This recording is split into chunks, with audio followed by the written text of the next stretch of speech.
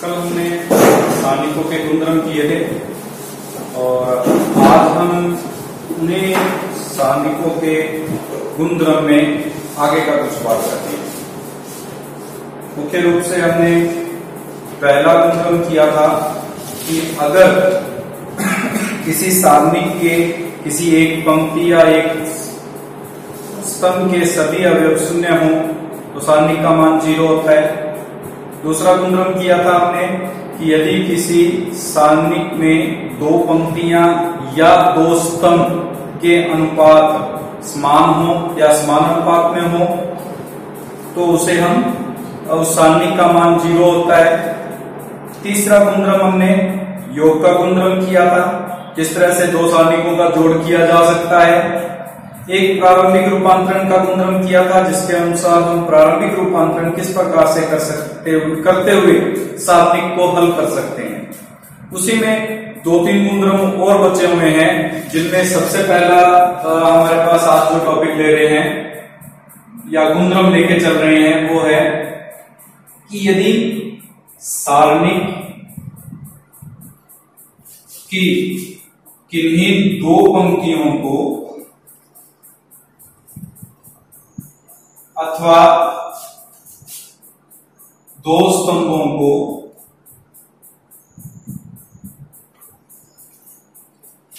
परस्पर बदल दें तो सारणिक के मान का चिन्ह बदल जाता है।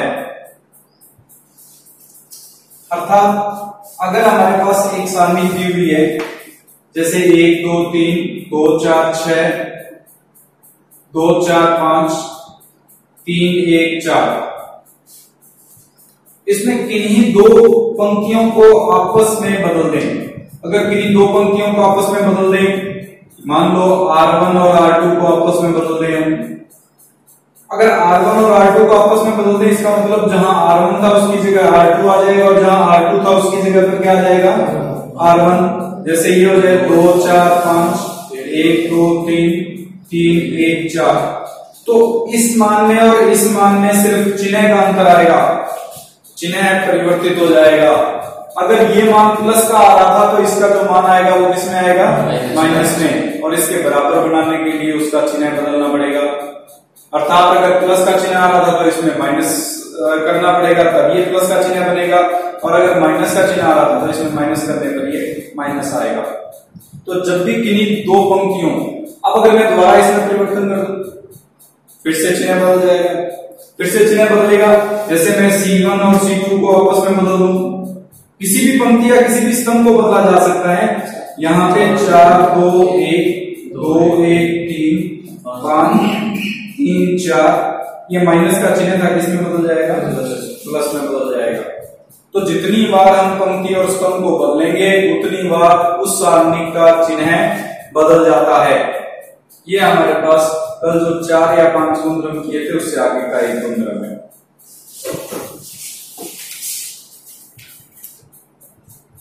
इसके अंदर हमारे पास है कि विषम सममित आव्यूह की सारणिक का मान 0 होता है।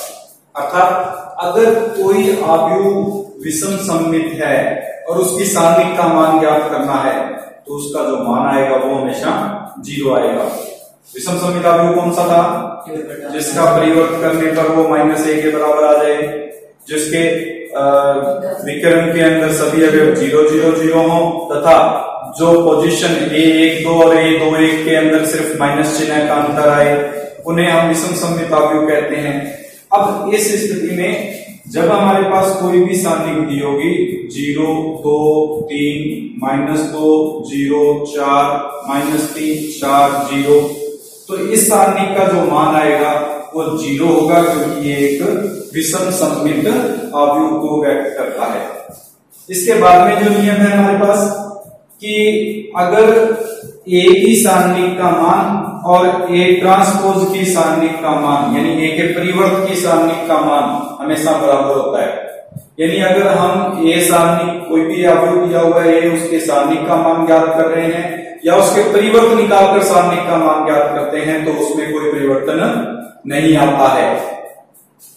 इसके बाद में हमारे पास एक नियम है कि यदि किसी अवयव को किसी संख्या से गुणा करके और फिर सारणिक का मान ज्ञात किया जाए तो वो मान हमेशा, जैसे मान लो a एक अवयव है जिसकी कोटि m/m है और हम 3 से गुणा करके उस सारणिक का मान ज्ञात करते हैं तो उस स्थिति में ये जो मान आएगा वो 3 की घात n सारणिक a के बराबर आएगा। अर्थात हमारे पास मान लो ये दे दिया जाए कि एक अवयव a 2/2 कोटि का है तो 3a सारणिक का मान कितना होगा, तो 3a सारणिक का मान होगा 3 की पावर 2 सारणिक a के, 3 की पावर 2 यानी 9 सारणिक a के बराबर आएगा। अगर हम बिना गुणा किए सारणिक का मान ज्ञात करें और पहले अवयव को गुणा करके और फिर सारणिक का मान ज्ञात करें तो इस मान का अंतर प्राप्त होगा हमारे पास। बोलो इस सूत्र में कोई डाउट है?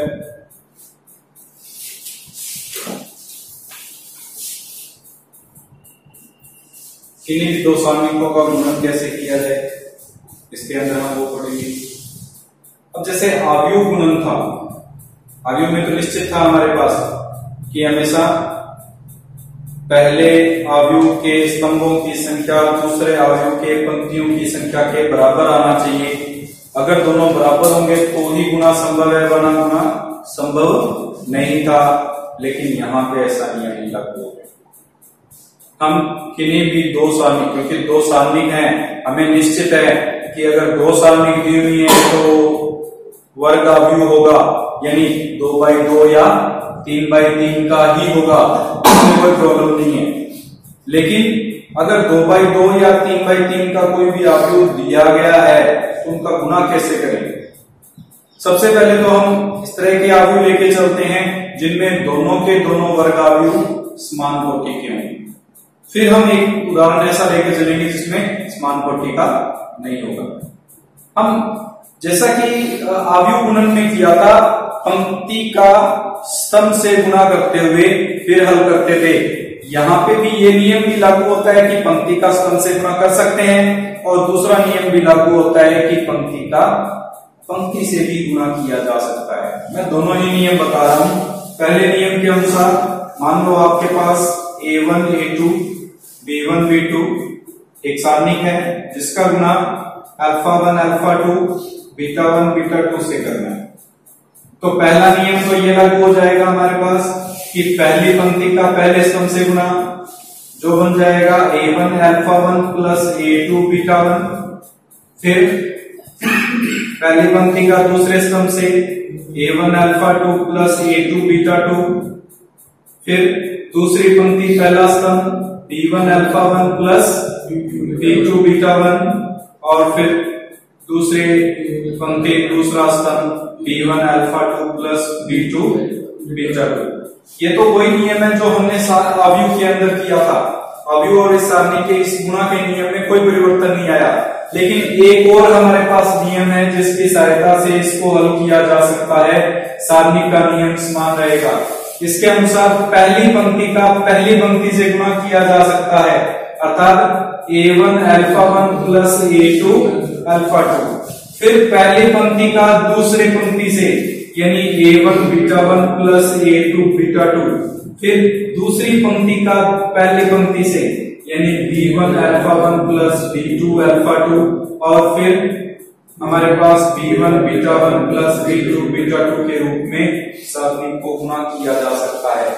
ये तो हमारे पास है कि यदि दोनों सारणिकों की कोटि समान है तो उस स्थिति में ये नियम सभी में लागू होता है। चाहे कोई भी सारणी को दो सारणिकों का गुणा करते हैं तो पंक्ति का पंक्ति से भी कर सकते हो और पंक्ति का स्तंभ से भी कर सकते हो। परंतु अगर मान लीजिए आपके पास कोई इस प्रकार की सारणिक आ जाए, जैसे 3/3 सारणिक का 2/2 सारणिक से गुणा करो। उदाहरण के लिए मान लो आपको ये कह दिया जाए a1 b1 c1 a2 b2 c2 a3 b3 c3। इसका गुणा करना है हमें α1 β1 α2 β2 से। तो इसका भी गुना संभव है। यहाँ हम ये नहीं कह सकते कि इसकी कोटि 3/3 है, इसकी कोटि 2/2 है, हम गुना नहीं कर सकते, उसको 3/3 में बदला जा सकता है। हम 3/3 में कैसे बदलेंगे उसको? ये बन जाएगा a1 b1 c1 a2 b2 c2 a3 b3 c3। यहां आ जाएगा हमारे पास 1 0 0 0 0 α1 β1 α2 β2। अब आप इसमें आराम से चेक कर सकते हैं कि यहाँ पे जब हल करेंगे, एक के सापेक्ष विस्तार करेंगे तो यही सारणी बचेगी हमारे पास। अर्थात अगर 2/2 की है तो उसको 3/3 में कन्वर्ट करने के लिए 1 0 0 पंक्ति में और स्तंभ में लिख दिया जाता है, जिससे वो 3/3 में कन्वर्ट हो जाएगी। और अब इसी नियम का उपयोग करते हुए फिर से गुना संभव है। अब गुना करेंगे तो पहली पंक्ति के साथ कर सकते हो, चाहे पहली पंक्ति का दूसरे पहले स्तंभ के साथ कर सकते हो, कोई भी दोनों में से नियम लगा लो, हल किया जा सकता है। इसे हम सारणिकों का गुणन कहते हैं।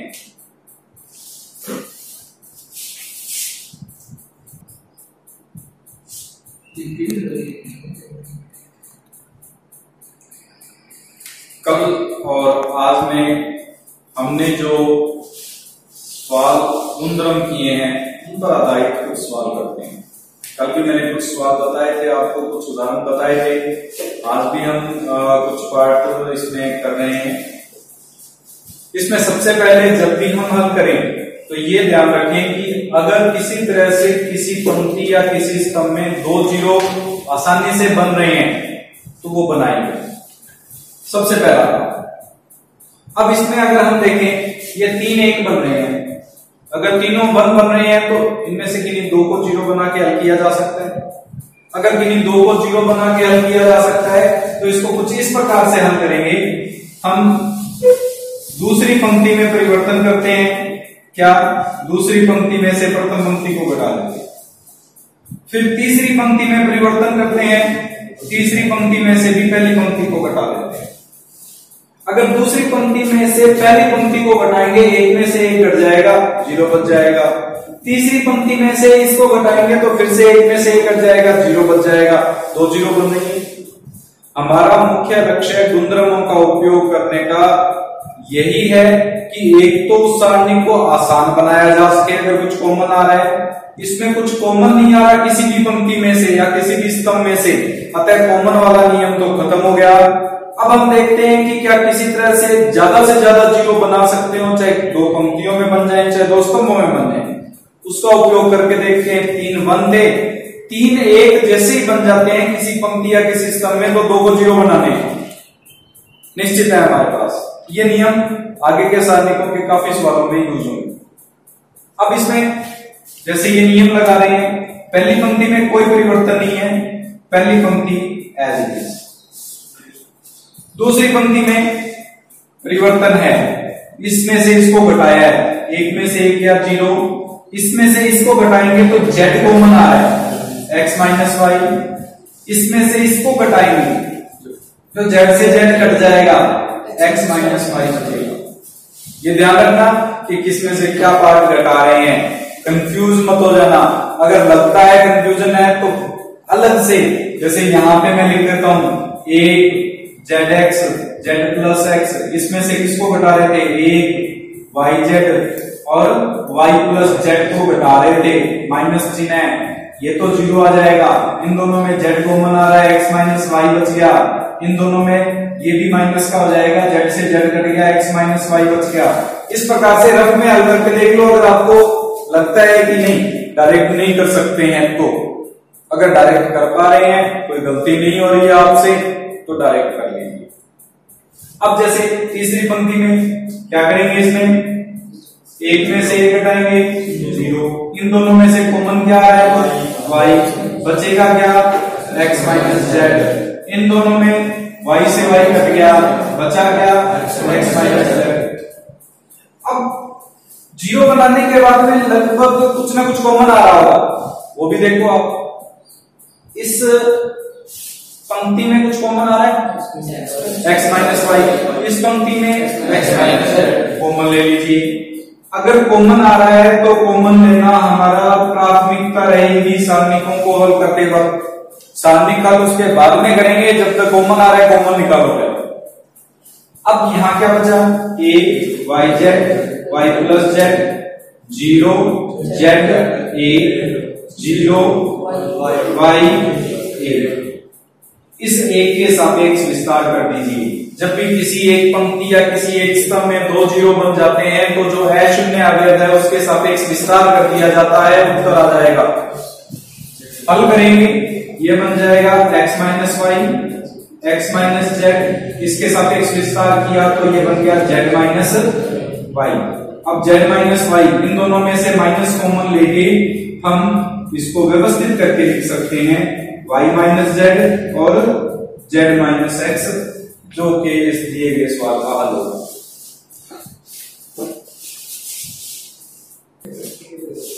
हमें इस सवाल को हल करते हैं। इसको हल करेंगे तो सबसे पहले देखिए इसमें x ज्यादा है, कुछ x कम कर देते हैं। x कम कैसे करेंगे, अगर मैं इसका गुणा करके इसमें से घटा दूं कम हो जाएगा, इसका 3 गुना करके इसमें से घटा दूं x आ जाएंगे। कोशिश करते हैं x को हटा लेते हैं। x को हटाने के लिए सबसे पहले हम क्या करेंगे, C2 में परिवर्तन, दूसरे स्तंभ में परिवर्तन, क्या C2 में से दुगुना करके C1 को घटा रहे हैं। फिर C3 में परिवर्तन, क्या C3 में से तिगुना करके C1 को घटा। नियमानुसार ये बन जाएगा x minus 2 x minus 4 x minus 8, क्योंकि पहले स्तंभ में कोई परिवर्तन नहीं है। दूसरे स्तंभ में इसको दुगुना करके घटाया है, अगर डायरेक्ट घटा सकते हो आपकी मर्जी है, वरना वही रफ में काम करके देख लीजिए। इसका दुगुना करेंगे 2x माइनस 4, इसमें से घटाएंगे तो 2x से 2x कट जाएगा, माइनस 3 प्लस 4 हो जाएगा, जो क्या बचेगा a। फिर 2x माइनस 8, इसमें से घटाएंगे तो माइनस 1। फिर 2x माइनस 16, इसमें से घटाएंगे तो 2x से 2x कट जाएगा, माइनस 27 और प्लस 16, माइनस 27 प्लस 16 कितना बचेगा, माइनस के 11। इसी प्रकार इसका 3 गुना करके घटाना है, इसमें से x को कट ही जाएगा, माइनस 4 माइनस प्लस 6 तो minus 16 plus 12, minus 16 plus 12 minus का 4 और 64 और 24 बचा, माइनस के 64 और 24 40, ये हमारे पास आ गया। तो जीरो बना देते हैं इनको, x को हटा देते हैं। इनको हटाएंगे तो अब की बार क्या करते हैं, R2 में परिवर्तन R2 माइनस R1, R3 में परिवर्तन R3 माइनस R1, ये बन जाएगा x माइनस 2 a 2, इसमें से इसको घटाएंगे तो क्या बचेगा, x माइनस 4 में से x माइनस 2 को घटाएंगे 2 बचेगा, माइनस का 2, माइनस 1 माइनस 1 माइनस 2, माइनस 4 और माइनस 2 माइनस 6, इसमें से इसको घटाएंगे तो माइनस के 6, इसमें से इसको घटाएंगे तो माइनस के 12, इसमें से इसको घटाएंगे तो माइनस के 42। हमें सवाल में ये दिया हुआ है कि इस समीकरण को हल कीजिए। यहाँ ये समीकरण के रूप में दिया हुआ है, बराबर में हमें 0 गिवन है, हमें x का मान ज्ञात करना है, यानी इसके बराबर में हमें क्या दिया हुआ है 0। हमें अगर ये दे दिया जाए सारणिक को हल कीजिए या सारणिक का मान ज्ञात कीजिए, तो जैसे हमने पिछला सवाल किया था उसके अनुसार मान ज्ञात करेंगे। लेकिन अगर वो कहते कि मान समीकरण को हल कीजिए या सारणिक को दी गई समीकरण को हल कीजिए, इसका मतलब उसमें जो चर राशि है उसका मान ज्ञात करना है।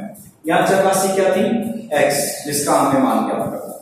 इस चर राशि का मान ज्ञात करने के लिए अब इसका कॉमन आ रहा है कुछ, किस पंक्ति में से या किस स्तंभ में से, पहले दूसरी पंक्ति में से क्या कॉमन आ जाएगा, माइनस का 2। फिर तीसरे पंक्ति में से भी कुछ कॉमन आ रहा है, माइनस का 6 कॉमन आ रहा है। ब्रैकेट में बचेगा x माइनस 2 1 2 1 1 3 1 2 7 बराबर 0। ये दोनों 0 हो नहीं सकते, गुणा में है, बराबर में 0 दिया हुआ है, इसका मतलब सारणी का मान 0 होगा। x माइनस 2 1 2 1 1 3 और 1 2 7। हल कर लीजिए, विस्तार विधि द्वारा हल कर लीजिए, या तो 0 बनाना चाहो तो वो आपकी मर्जी है, जितनी ज्यादा 0 बना लोगे वो आप पर डिपेंड करेगा, पर ज्यादा उलझाने से अच्छा है इसका विस्तार करके हल कर लेते हैं। गुणधर्मों से हमने कुछ इजी बना लिया, कुछ x के x से गुणा और वो समीकरण नहीं बची, सिंगल एक समीकरण आएगी। x माइनस 2 के सापेक्ष अगर विस्तार करते हैं तो यहाँ पे क्या बचेगा, 1 3 2 7, माइनस 1 लेके चलेंगे 1 3 1 7, फिर प्लस 2 लेके चलेंगे तो 1 1 1 2 बराबर 0।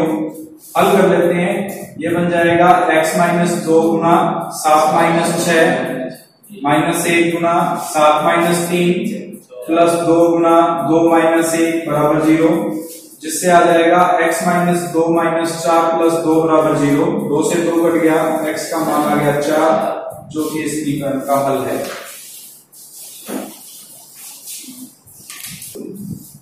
ये हम डायरेक्ट विस्तार करते हुए इसको हल नहीं करेंगे, बिना विस्तार किए हम इसको ये व्यक्त करेंगे कि ये तीनों बराबर हैं।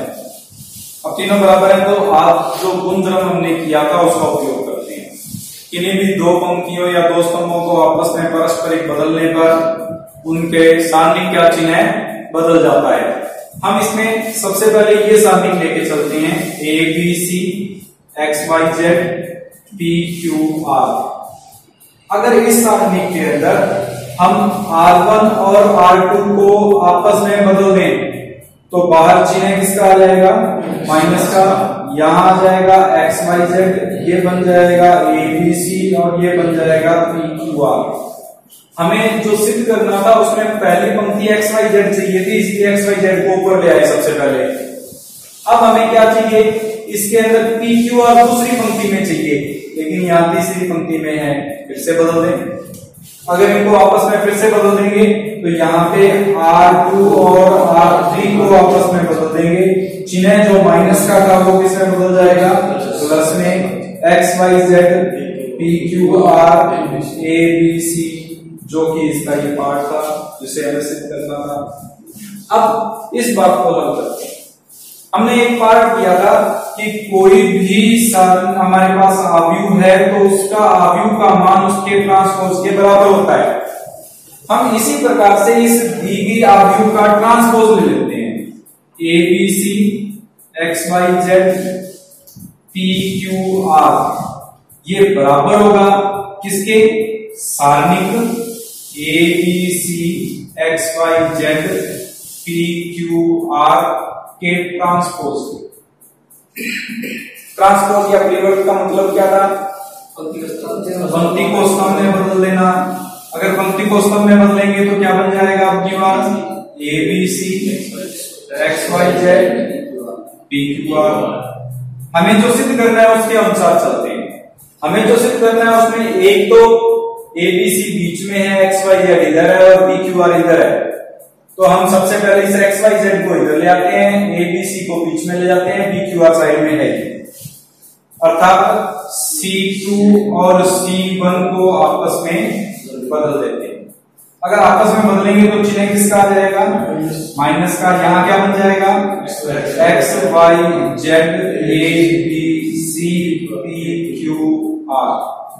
अब हमें चाहिए इसमें y वाला जो पार्ट है वो ऊपर चाहिए और x वाला जो भाग है वो नीचे चाहिए, तो इसका मतलब इस y और x को आपस में बदल देते हैं।